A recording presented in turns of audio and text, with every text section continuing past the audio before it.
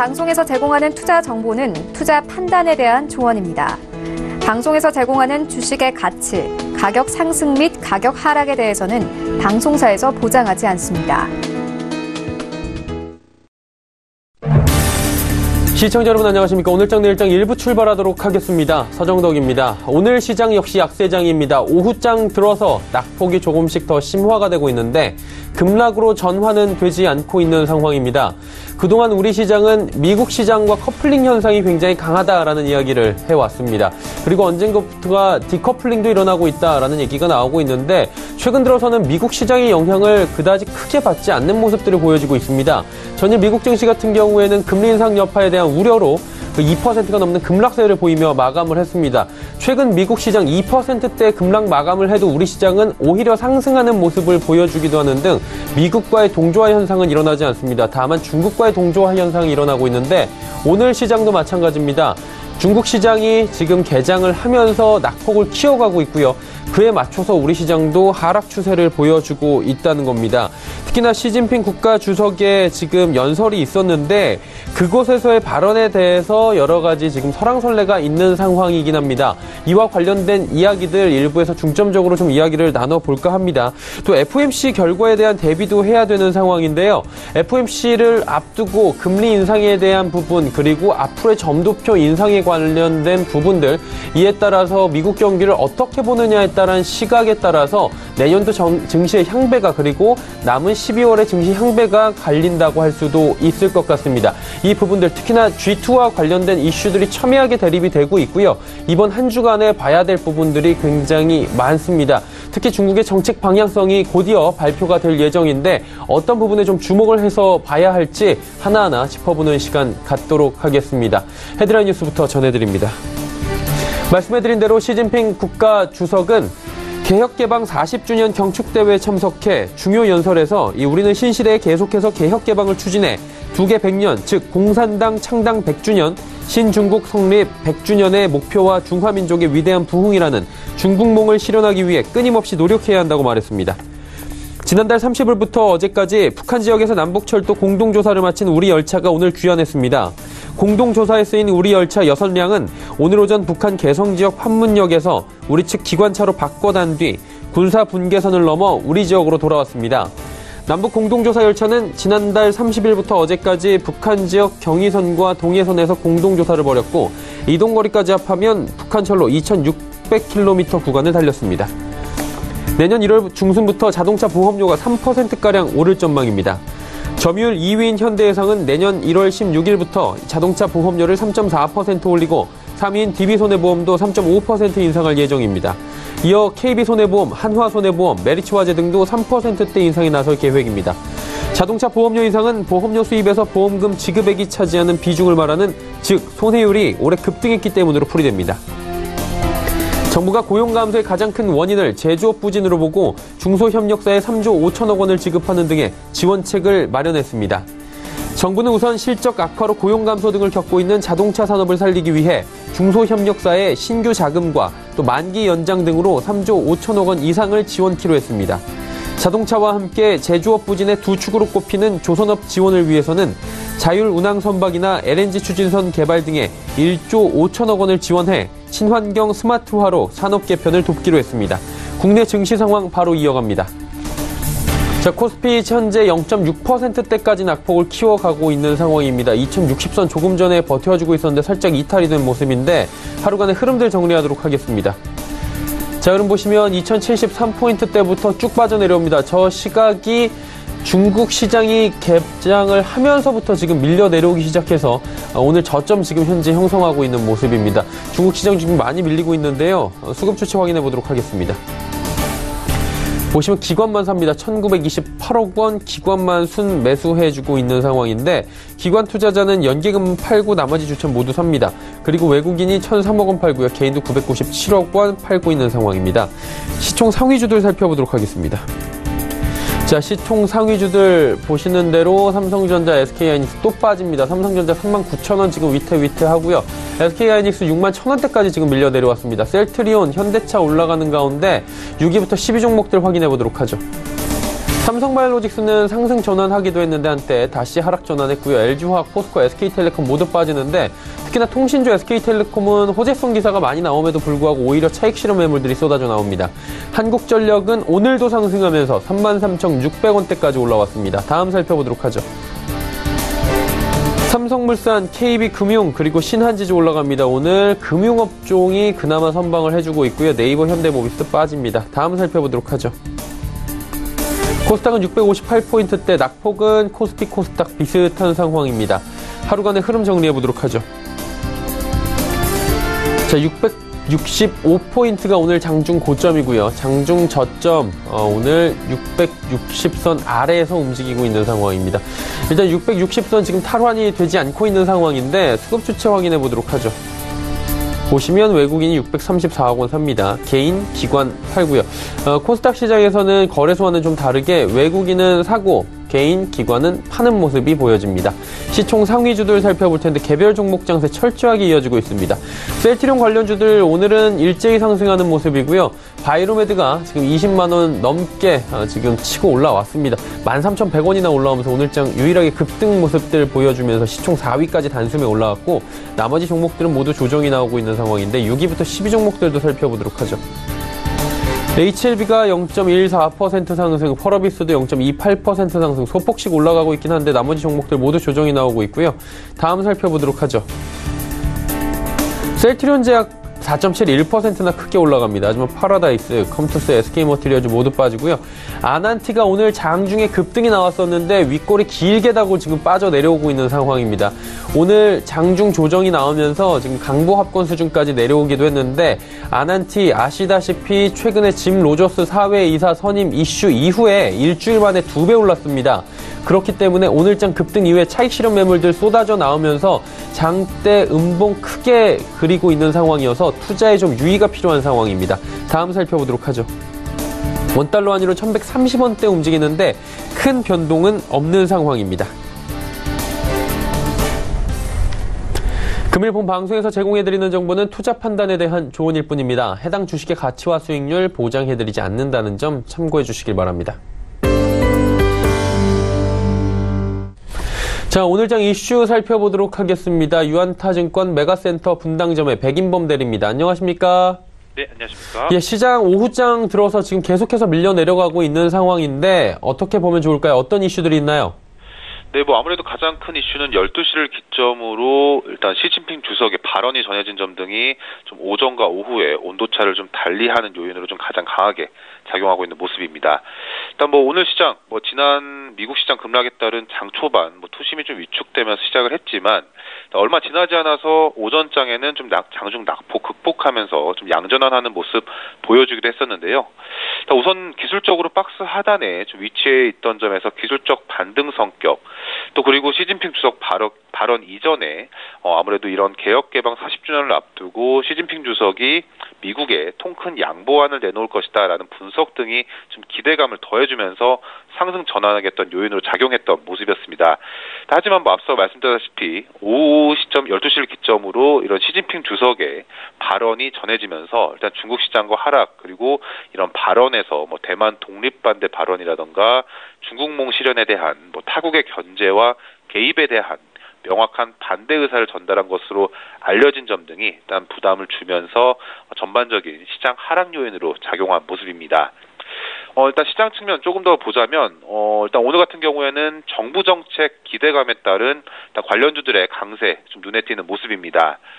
일단 전일 기획재정부가 내년도 경제정책 방향을 발표한 점 등과 더불어서 모든 공공시설을 민자 사업으로 좀 추진할 수 있도록 사업 대상을 확대한 것이 좀 주목이 되면서 현대건설을 중심으로 건설업종의 상승 요인으로 작용하고 있는 모습이고요. 산업통상자원부가 또 업무보고에서 또 수소차 지원 확대를 시사한 점 등과 더불어서 수소차 관련주들로 꼽히는 풍국주정, 유니크, 또 거기에 자율주행차 관련주 넥스트칩 등이 좀 금일시장 내에서 두각을 드러낸 모습입니다. 또 그리고 최근 투자 심리에 민감한 제약바이오 업종의 반등, 앞서 중국 기대감이라든가 어느 정도 시장 바닥에 대한 시장의 기대감 등이 좀 더해진 점 등과 더불어서 최근 낙폭 과대에 따른 기술적 반등 성격까지 좀 복합적으로 작용하면서 금일 코스닥 시장 내에서는 제약바이오 업종 내 일부 종목들의 반등이 그래도 지수 하락을 조금은 방어하는 모습이 금일 시장에서 좀 이슈다라고 보시면 될 것 같습니다. 자, 이 외에도 시장 이슈들은 아직 굉장히 많이 남아있는 것 같습니다. 어떤 이슈들을 조금 더 주목할까요? 네, 일단 오늘 시진핑 주석 발언과 더불어서 중국 관련 이슈는 오늘부터 시작이다 보시면 될 것 같고요. 일단 미국 FOMC 회의와 중국 중앙경제공작회의 이 두 가지가 그래도 이번 주 내에서 가장 큰 주목거리지 않을까 보여지고 있습니다. 일단 현재 글로벌 시장에 대한 점검 간단히 해보는 차원에서 해당 이슈 주목하시면 좋을 것 같고요. 일단 오늘 개혁개방 40주년 대회를 시작으로 내일 중국은 중앙경제공작회의가 개최되는 점 등과 더불어서 일단 한국 시각으로는 목요일 오전 정도에는 미국의 FOMC 회의 결과가 좀 나올 것으로 예상되는 수요일 이후를 주목하면 좋을 것 같습니다. 일단 먼저 미국 이슈부터 간단히 보자면 일단 지난 미국 시장 하락 요인으로 작용했던 포인트는 경제 지표 부진 속에 미국의 금리 인상에 대한 우려감, 또 그리고 21일 부분적인 미 연방정부의 셧다운 우려감, 또 거기에 오바마 케어가 유언 판결을 받은 점 등이 좀 복합적으로 작용하면서 하락을 이끌었던 모습이었는데요. 일단 금리 인상권에 있어서는 최근에 시장은 좀 해석이 분분하긴 하지만 오히려 미국 연준이 비둘기파적 스탠스, 그러니까 즉 쉽게 말하면 금리 인하라든가 혹은 시장 친화적 스탠스를 취하는 점 등이 오히려 미국 경기에 대한 불안감을 불러일으킨다라는 점 등이 시장의 우려감을 자아내고 있는 모습입니다. 일단 이 이슈에 있어서는 다양한 경우의 수가 있는 점 등과 더불어서 시장 반응 자체가 여러 변수가 있다 보니 예측은 어렵지만 분명한 점은 우리 증시의 가장 긍정적인 시나리오는 달러의 약세와 그리고 완만한 금리 상승이 이어진다라는 점을 좀 볼 수가 있을 것 같습니다.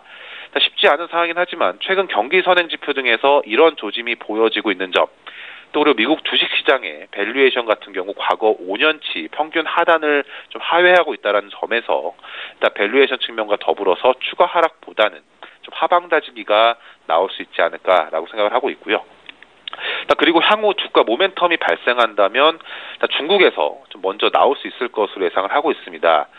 내일 중국 중앙경제공작회의를 기점으로 3월 내년도 양회 등에 대한 기대감 등이 형성될 수 있다라는 점, 또 그리고 이미 중국 같은 경우에는 경기 선행 지수가 바닥을 확인하고 최근 반등 시도를 나타내고 있다라는 점에서 일단 우선은 중국 쪽에서의 이슈가 향후 주가 반등의 모멘텀으로 작용할 여지가 있다라는 점에서 일단 중국에 조금 더 포커스를 집중할 필요가 있다라고 정리해 볼 수가 있겠습니다. 네, 중국 쪽 지금 정책 이야기나 내일 이후의 상황들도 예의주시하자라고 말씀해 주셨는데 조금 더 구체적으로 전략들 들어볼까요? 네, 우선은 큰 틀에서는 아무래도 눈치 보기 장세가 이어질 것이다라고 보여지고 있기 때문에 일단 연말을 앞두고 오늘 부분적으로 조정이 나오는 종목들도 있긴 하지만 지주사들에 대한 관심 내일 시장 전략에 좀 참고해 보시면 좋을 것 같습니다. 우선 지주사들 대부분이 최근에 시장 대비해서는 그래도 상대적으로 좀 양호한 주가 흐름을 보이고 있는 점, 또 그리고 일부 종목 같은 경우 오히려 최근에 시장 하락과는 반대로 상승을 이어가고 있다라는 점에 주목하시면 좋을 것 같습니다. 일단 막연히 지주사 하면 떠오르는 LG, 한화 이런 종목들만 보더라도 최근 주가 그래도 상대적으로 양호한 편이다라고 보여지고 있고요. 일단 이들 기업을 무조건 보시다라는 의미보다도 일단 전반적으로 지주사들에 대한 시장의 관점이 그래도 긍정적이다라는 점에 주목하시면 좋겠습니다. 일단 지주사 가운데서도 당연히 밸류에이션이라든가 향후 스토리 등을 감안했을 때 지주사 내에서 선별하는 작업은 좀 필요하다라고 판단을 하고 있고요. 현재까지 이런 여러 기준들을 필터링 해봤을 때는 세 개의 지주사가 좀 관심이 좀 가고 있습니다. 일단 효성, SK, 한화 이 지주사 등에 좀 관심을 두시면 좋을 것 같은데요. SK 같은 경우에는 잘 아시다시피 SK 바이오팜, 실트론 등 성장성이 높은 다수의 자회사를 보유하고 있다는 점에서 매력적인 점. 또 우리 한화 같은 경우에는 뭐 견조한 실적에 따른 주주 환원 정책 등이 기대가 되고 있는 점, 그리고 효성 역시도 최근 공시를 통해서 주당 4,000원을 배당하기로 공시한 점 등과 더불어서 최근 주가 대비 해소 약 8%대의 좀 배당 수익률이 기대가 되고 있는 점 등은 주목할 요인이다라고 판단을 하고 있기 때문에 지주사 내에서 효성, SK, 한화 등에 대한 관심을 주로 두시면서 내일시장 전략에 참고해보자는 의견 드리겠습니다. 네, 지주사 관련주들에 대해서 관심을 가져보는 전략 유효하다라고 정리하도록 하겠습니다. 오늘 말씀 잘 들었습니다. 네, 감사합니다. 예, 유한타증권 메가센터 분당점의 백인범 대리였고요. 이슈 칼럼 이어갑니다.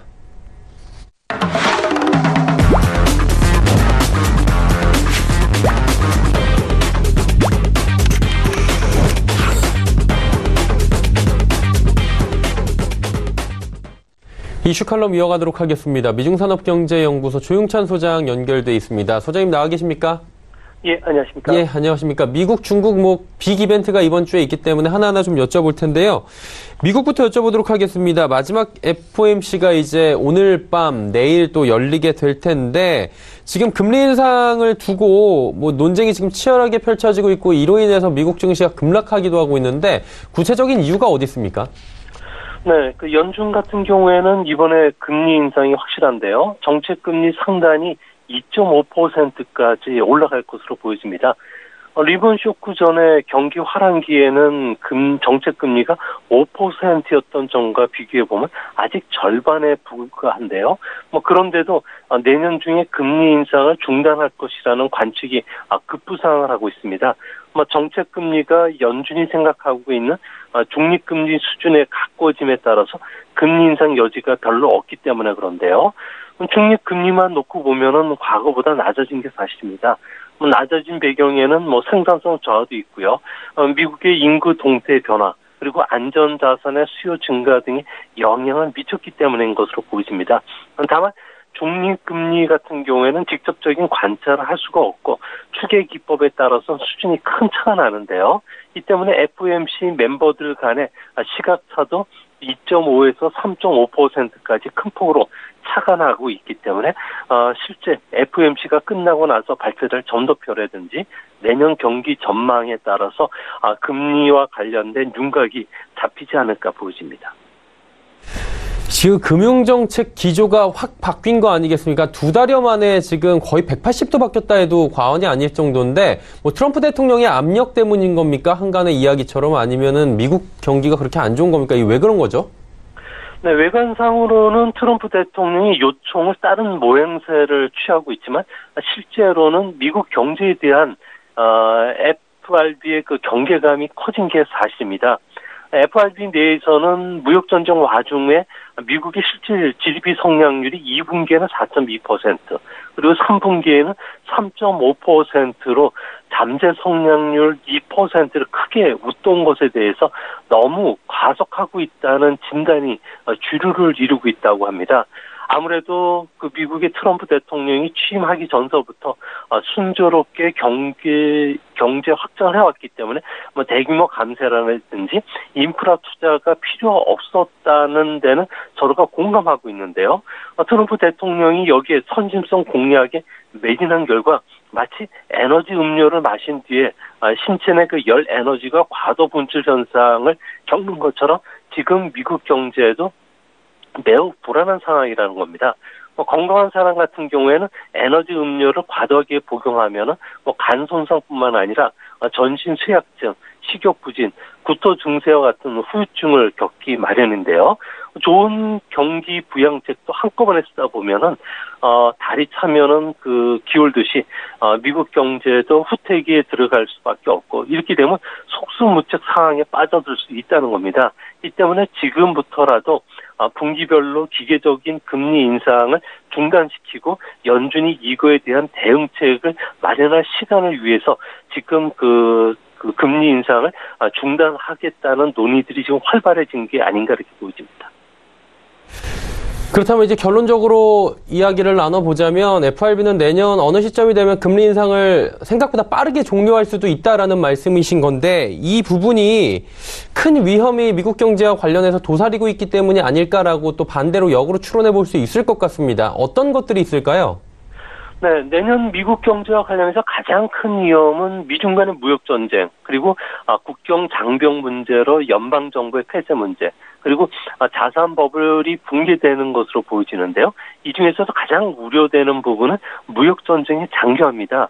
만약 타협점을 찾는다면은 지속적으로 성장을 실현할 수가 있기 때문에 FRB도 시간을 벌겠지만 무역 전쟁이 장기화되면은 경기 확장 국면도 끝날 수 있기 때문에 그런데요.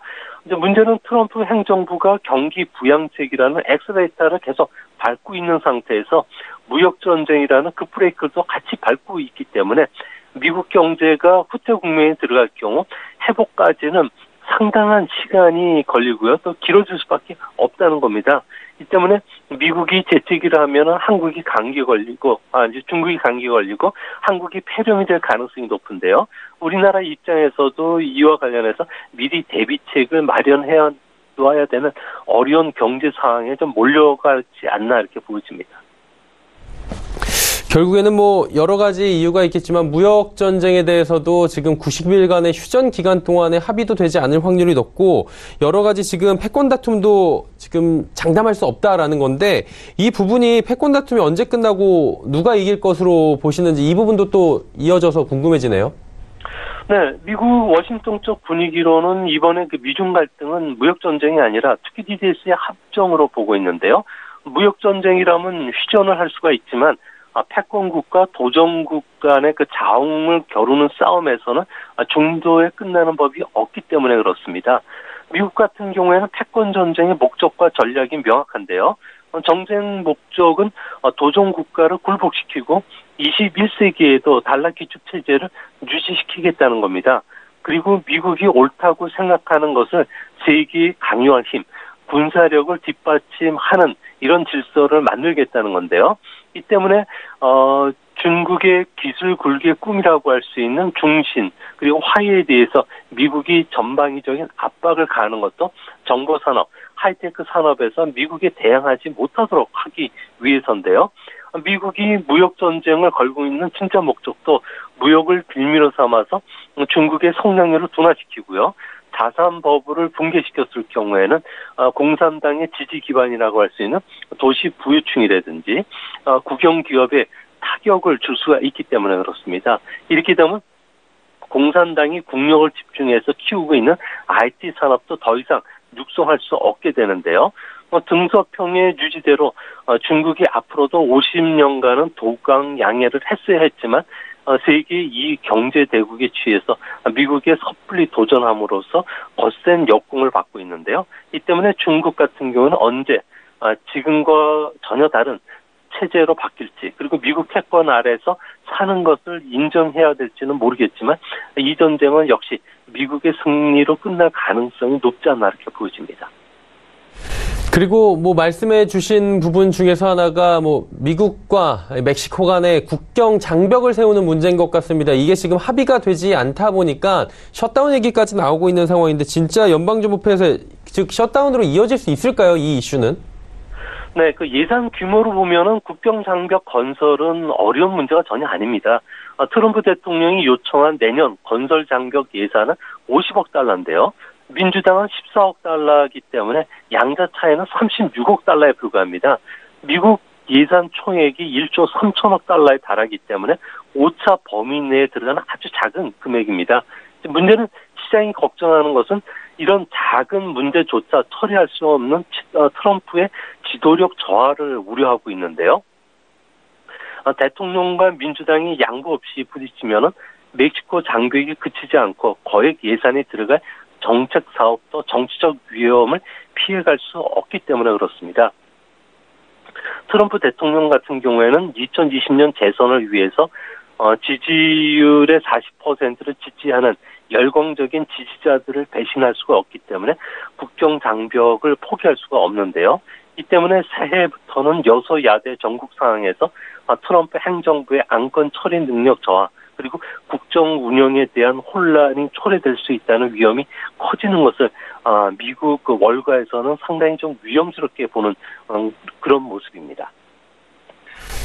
얼마 전까지만 해도 이 시장을, 특히 미국 시장을 누르고 있던 이슈는 조금은 지금 잦아들긴 했는데 장단기 금리 역전에 대한 이슈였던 것 같습니다. 경기가 후퇴되는, 즉 경기 활황기가 끝난다는 시그널로 잘 알려져 있는 부분인 건데 이게 진짜로 주식을 매도하는 타이밍이 오고 있는 건지 이 부분에 대해서 오랜만에 한번 이야기해보면 좋을 것 같은데 어떻습니까? 네, 12월 들어서 주시장이 하락하는 것은 아무래도 미국의 5년과 3년물의 국제 수익률 그리고 5년과 2년간의 국제 수익률이 역전이 되면서 프로그램 매물이 계속 출현됐기 때문에 그런데요. 장단기 금리 차가 역전이 되면은 일시적인 금융시장의 변동성은 커지지만 그렇다고 5년과 3년, 5년과 2년이 경기 후퇴에 빠지게 하는 그런 그 단초는 되지는 않는 것으로 지금 통계 작업에서 나타나고 있는데요. 의미를 둘 수 있는 금리 역전은 10년과 2년물 그리고 10년과 3년물인데요. 과거 세 차례 경기 후퇴 국면을 뒤돌아보면은 경기 역전부터 경기 후퇴까지, 금리 역전부터 경기 후퇴까지는 최소 1년 7개월이 걸렸다는 거고요. 동시에 S&P 500 지수로 보면은 금리차 역전된 시점부터 S&P 주가가 정점을 찍을 때까지도 상당한 시간이 걸렸고요. 또 주가도 그 사이 30% 안팎으로 올렸기 때문에 아무래도 이번 장단기 금리가 역전이 됐다고 주식을 매도하기보다는 오히려 과매든 주식을 매수하는 신호로 받아들이는 투자 전략이 더 바람직하지 않을까 보여집니다. 금리 역전이 일어나면 그렇다면 지금 오히려 기회가 될 수도 있다라고 말씀해 주셨는데 좀 더 구체적으로 어떤 전략이 필요할지 들어볼 수 있습니까? 네, 샌프란시스코 연방은행의 연구 자료에 따르면 10년과 3개월 사이에 금리차 역전이 경기 후퇴를 예측할 확률이 가장 높다고 하는데요. 아무래도 2년보다는 3개월이 경기 침체까지 리드 타임이 아주 짧기 때문에 그렇습니다.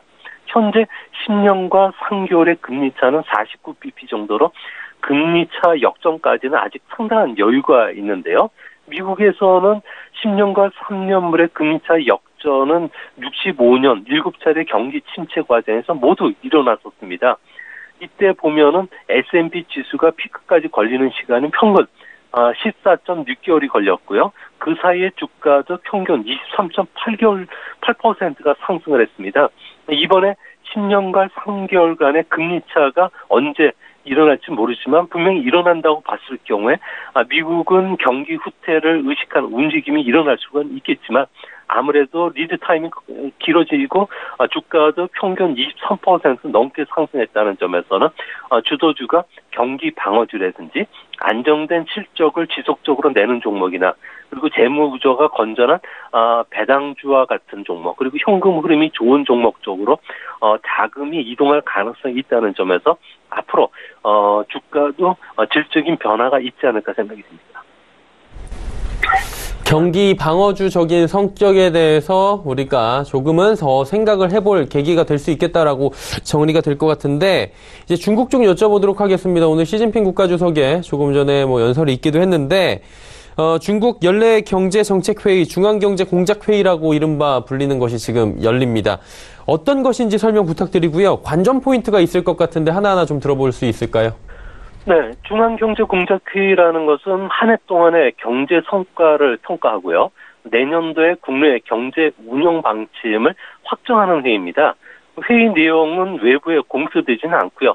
마지막 날 언론을 통해서 일부만 공개될 뿐인데요. 내년도 경제 계획이 큰 틀에서 정해지기 때문에 31개 성시가 내년 초서부터 전인대에 들어가고요. 또 3월 달에는 중앙정부의 전인대가 개최가 됩니다. 이러면서 성장률도 발표가 되고요. GDP 대비 재정 적자 목표치라든지 통화정책, 세금 인하와 같은 주요 정책들이 결정이 됩니다. 이번에 관전 포인트는 미중 무역 전쟁을 치르고 있기 때문에 무역 갈등을 해소하지 못한다면 중국은 경기 경착륙을 피해가기는 어렵습니다. 이 때문에 무역 갈등을 해소하는 실질적인 대책을 마련할지 그리고 경기가 후퇴 국면에 들어갔다면 금융 리스크 해소 대책이 분명히 마련돼야 되겠고요. 또 재정 정책 그리고 통화 정책도 어떻게 바뀔지 따라서는 우리 주식시장뿐만 아니라 경제에도 큰 영향을 미칠 수 있다는 겁니다. 내년은 중국이 건국된 지 70주년 해이고요. 또 그런 만큼 내년 경제 정책과 관련해서는 가장 핵심적인 키워드는 6가지 안정이 되지 않을까 보여집니다. 취업 안정, 금융시장 안정, 투자 안정, 외국 자본 투자 안정, 그리고 해외 무역 안정, 경기 예측이 안정 등이 되는데요. 그만큼 내년도에는 중국이 경기 확장보다는 내수의 그 성장을 근간으로 한 안정의 역점을 줄 가능성이 크지 않나 보여집니다. 그러면 이제 경제정책 방향성에 대해서 저희가 가늠을 좀 해봐야 될 것 같은데 좀 많이 바뀔 것이다라는 얘기들은 뭐 기존에 많이 나오지 않았습니까? 기대감도 올라오고 있는 상황이고요. 어떻게 좀 변화가 될 것으로 보십니까? 네, 올해 한 해를 봤을 경우에는 뭐 경기 둔화라든지 무역 전쟁에 따른 경제 운영에 어려움을 겪었던 만큼 내년도에는 아무래도 중국 정부 입장에서는 시장 안정을 위해서 제2의 개방 개혁 정책을 밀어붙일 가능성이 있고요. 또 무역 전쟁을 끝내기 위한 정책 그리고 내수 산업과 서비스 시장 개방 속도를 내는 문제들도 이야기될 것으로 보여집니다. 또한 성장률 목표치를 낮춰 잡을 예정인데요. 올해 6.5% 안팎을 6% 또는 6에서 6.5% 박스권에 두고서 유연하게 대처할 가능성도 있어 보입니다. 내년에는 적극적인 부양 정책을 펼칠 수 있게끔 정책적인 공간을 마련할 것으로 보이시고요. 또한 큰 규모의 세금 감세도 추진하게 되는데요. 올해는 1조 2천억 위인 규모의 감세가 진행이 되는데 내년은 더 큰 규모의 감세가 추진된다고 합니다. 이렇게 되면 중국과 관련된 내수 소비재들이 부각이 될 가능성이 있고요. 도로나 철도 같은 인프라 투자의 그 신속한 집행을 위해서 재정 적자 목표치도 현재 GDP 대비해서 2.6%를 3% 수준까지 끌어올릴 것으로 보여지고요. 또 인민은행은 3-4차례 정도 지급률을 인하할 것으로 보여진다는 점에서는 중국의 경기 하락을 막기 위해서 중국 정부가 무단히 노력한다는 건 그만큼 경기 하락 압력이 현실화됐다는 의미가 되기 때문에 앞으로 내년도 중국 주식시장과 관련해서는 좀 더 조심스럽게 접근할 필요가 있지 않나 보여집니다. 네. 한 가지 좀 여쭤보고 싶은 게 있습니다. 중국 개혁개방 40주년 연설에서 시진핑 주석이 연설을 했는데 이 연설 내용에 대해서 조금 해석이 엇갈리고 있는 부분이 있어서 소장님의 좀 의견을 듣고 싶은데요. 보면은 다자무역 체제를 지지한다. 영원히 패권 추구를 하지 않겠다라는 조금은 유화적인 제스처도 있었는데 아무도 중국에 명령할 수 없다라는 이른바 미국의 경고장을 날리는 듯한 메시지도 나오면서 양측에 대해서 좀 설왕설래하고 있는 모습들도 보여지고 있습니다. 이게 어떻게 시장의 메시지로 받아들이는 게 맞습니까? 네, 그 중국이 생각하고 있는 미중 패권 다툼은 4단계로 중국은 보고 있는데요. 첫 번째 단계는 무역 전쟁, 두 번째 단계는 기술 패권 전쟁, 세 번째 단계는 서로 그 추방 전쟁, 그리고 네 번째 단계는 국제적인 군사 충돌입니다. 중국은 경제력 규모에서는 미국의 3분의 1 수준, 군사력에서는 3분의 1 수준까지는 올라왔지만 국력을 더 축적하기 위해서는 무역 전쟁이 기술 패권 전쟁으로 가지 않게끔 중국이 관리하겠다는 의미가 되는데요.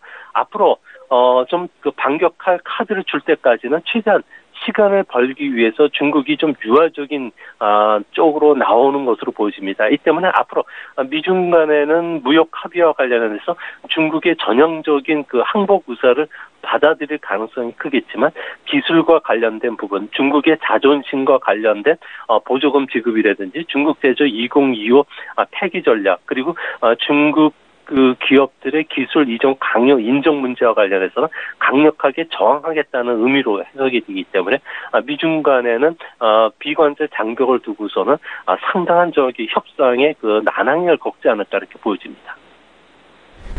한마디로 협상에서 우위를 점하기 위해서는 줄 건 주고 주지 않을 것은 확실하게 지키겠다라는 의지로 저희가 해석을 해보도록 하고 이 문제 관련해서는 내일 이후에 저희가 한 번 더 연결할 때 집중적으로 여쭤보도록 하겠습니다. 오늘 말씀 잘 들었습니다. 예, 감사합니다. 미중산업경제연구소 조용찬 소장이었습니다.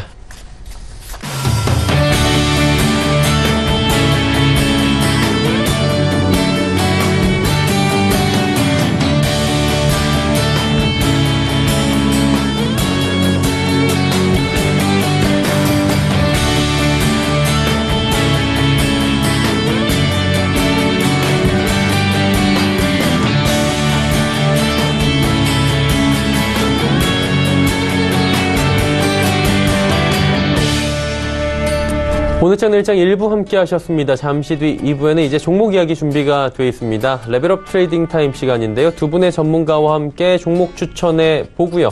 또 종목 상담까지 이어가는 시간입니다. 잠시 뒤 2부에서 뵙겠습니다. 고맙습니다.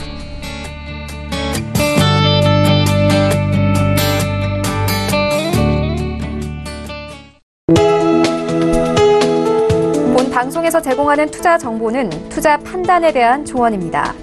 방송에서 제공하는 주식의 가치, 가격 상승 및 가격 하락에 대해서는 방송사에서 보장하지 않습니다.